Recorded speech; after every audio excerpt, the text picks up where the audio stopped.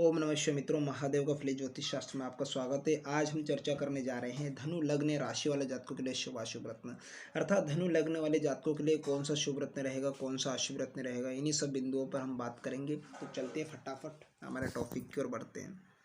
आपके समक्ष जो कुंडली है वो धनु लग्न की कुंडली है।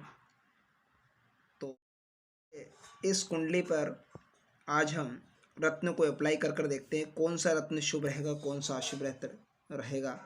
इन्हीं सब बिंदुओं पर हम चर्चा करेंगे। तो सबसे पहले हम माणिक रत्न पर चर्चा कर लेते हैं।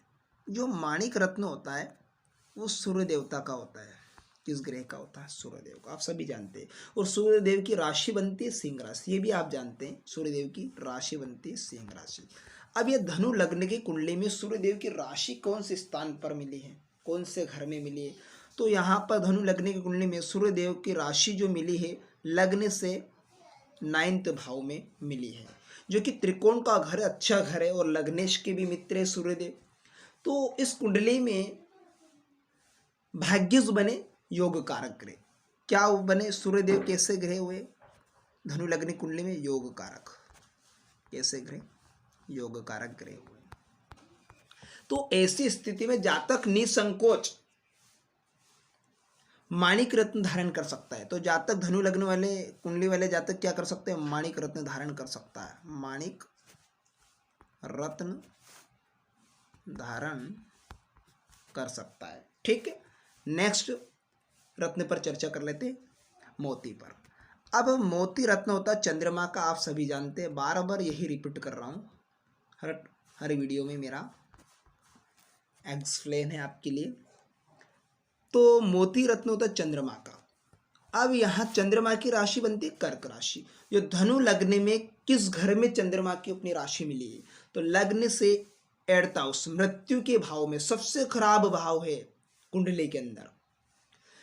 तो जो कि खराब स्थान में चंद्रमा को अपनी राशि मिली, एक राशि का अधिपति इन्हें बनाया गया है और धनु लग्न की कुंडली में 8th हाउस में इन्हें राशि मिली है। ऐसी स्थिति में चंद्रमा क्या हुआ? अशुभ इस कंडीशन में। तो धनु लग्न में चंद्रमा के भाव, चंद्रमा मृत्यु भाव, धनु लग्न की कुंडली में चंद्रमा मृत्यु भाव के स्वामी बने, जो कि मारक ग्रह बन गए। ठीक है ना? तो इसलिए धनु लग्न वाले जातकों को चंद्रमा का मोती रत्न अनुकूल नहीं रहेगा। ठीक है, क्यों नहीं रहेगा?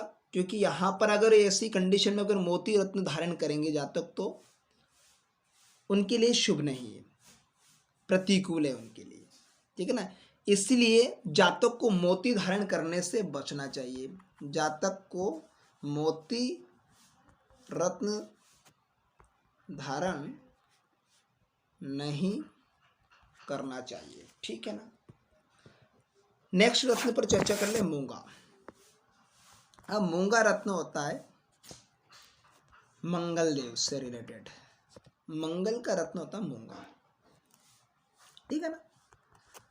अब ऐसी कंडीशन में क्या धनु लग्न वाले जातक मूंगा रत्न धारण कर सकता है? तो हम इस पर चर्चा कर लेते हैं। ठीक है ना? तो ऐसा एक तो भाव इन्हें 12th हाउस में मिला, वो भी खराब है। एक त्रिकोण के घर में मिला, लग्न से 5th स्थान, विद्या अध्ययन संतान भाव में इन्हें एक राशि मिली, जो कि अच्छे घर में मिली है इन्हें एक राशि। और एक राशि ने बैड हाउस में मिली, खराब है घर में।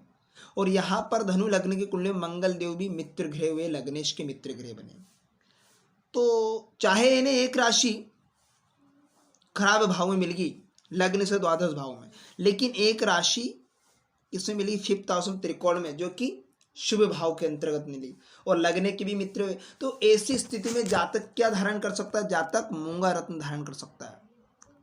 जातक मूंगा रत्न धारण कर सकता है। ठीक है, अब पन्ना रत्न पर बात कर लेते हो। पन्ना रत्न होता है बुद्ध से रिलेटेड।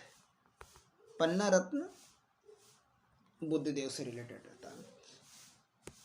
अब ऐसे में धनु लग्न की कुंडली में बुद्ध देव 2 केंद्रों का अधिपति बने। बुद्ध देव धनु लग्न की कुंडली में बुद्ध देव कितने केंद्रों का अधिपति बने? 2 केंद्रों के। एक तो लग्न से 7th भाव में, एक लग्न से 10th हाउस में, जो कि लग्न से सप्तम भाव में मिथुन राशि है, लग्न से दशम भाव में कन्या राशि है, क्योंकि बुधदेव 2 राशियों का अधिपति बने हैं। तो ऐसे में लग्न से सप्तम भाव में लग्नेश के शत्रु है बुधदेव, ठीक है ना। और भी केंद्र में 2 राशियों के अधिपति हो, अगर बुधदेव यहाँ पर कैसी कंडीशन में बुधदेव को 2 राशियां केंद्र में मिल गई है ना, 2 केंद्र में 2 राशियों का अधिपति बुधदेव बने, तो ऐसी स्थिति में क्या अपनी शुभता को खो देता है, क्योंकि किसी भी ग्रह को पूर्ण रूप से शुभता तभी प्राप्त होती कि जब वहां एक राशि त्रिकोण में मिली हो इन्हें, यानी पंचम भाव में या नवम भाव में अगर इन्हें राशि मिली है,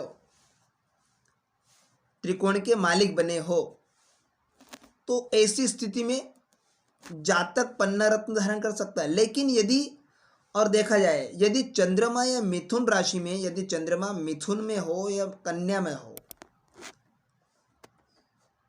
तो पन्ना अवश्य धारण करे, अन्यथा नहीं करना चाहिए। तो ऐसी स्थिति में भी क्या धनु लग्न की कुंडली में इन्हें बुधदेव को 2 केंद्रों में 2 राशियों का अधिपति बनाए गए, इसलिए शुभता खो दी इन्होंने। तो लग्नेश के भी शत्रु है, क्योंकि सप्तम भाव मारा किसता। तो ऐसी स्थिति में धनु लग्न वाले जातक को पन्ना रत्न धारण करने से बचना चाहिए। धनु लग्न वाले जातक को पन्ना रत्न धारण नहीं करना चाहिए, ठीक है। नेक्स्ट रत्न पर चर्चा कर लेते हैं, पोखराज। अब पोखराज रत्न होता है गुरु का तथा बृहस्पति का।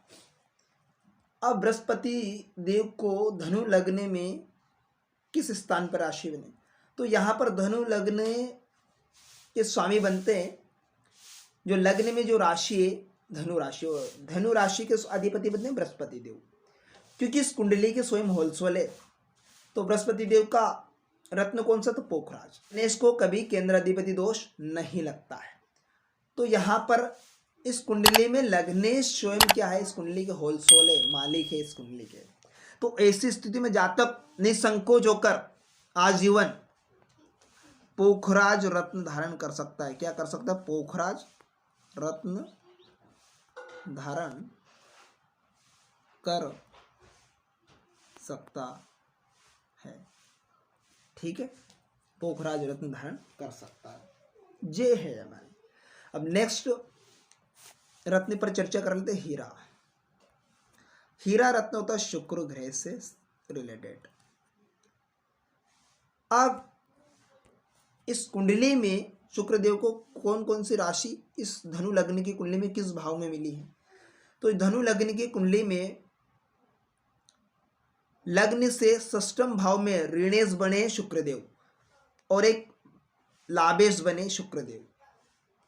एक राशि इन्हें तो रोगेश भाव में, ऋणेश भाव में मिल गई, खरात्रिक भाव में, और लग्न से 11वें भाव में एक राशि इन्हें मिली तुला राशि, ठीक है, इन्हें शुक्रदेव को।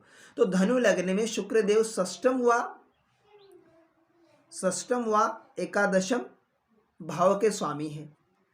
वह शुक्रदेव को एक राशि इन्हें खराब भाव में मिल गई, एक राशि ठीक मध्यम भाव में मिली, 11वें भाव आय के घर में, ठीक है ना। वह लग्नेश के भी शत्रु है शुक्रदेव। क्या है, लग्नेश के भी शत्रु है, यानी लग्नेश के भी शत्रु है शुक्रदेव। अतः धनु लगने वाले जातक को हीरा रत्न धारण करने से बचना चाहिए। क्या करना चाहिए, अतः जातक को हीरा रत्न धारण करने से बचना चाहिए, धारण नहीं करना चाहिए, ठीक है। नेक्स्ट नीलम रत्न पर चर्चा कर लेते हैं। नीलम रत्न होता है शनि का, शनि देव से रिलेटेड। अब यहाँ पर धनु लग्न की कुंडली में शनि देव को किस स्थान में उनकी राशि मिली है, लग्न से सेकंड हाउस भाव में, धन भाव में, कुटुंब में इन्हें एक राशि मिली है जो कि मकर राशि, और एक लग्न से थर्ड हाउस में इन्हें राशि मिली जो कि सबसे पराक्रम साहस वाले भाव में इन्हें राशि मिली। अच्छा घर नहीं माना जाता है कुंडली के अंदर ये भी।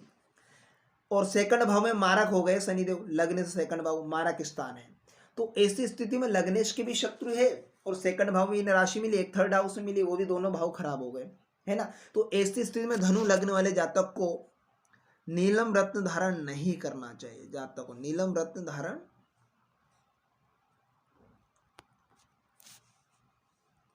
नहीं करना चाहिए। ठीक, तो ये थी आज की धनु लग्न वाले जातकों के लिए शुभ अशुभ रत्न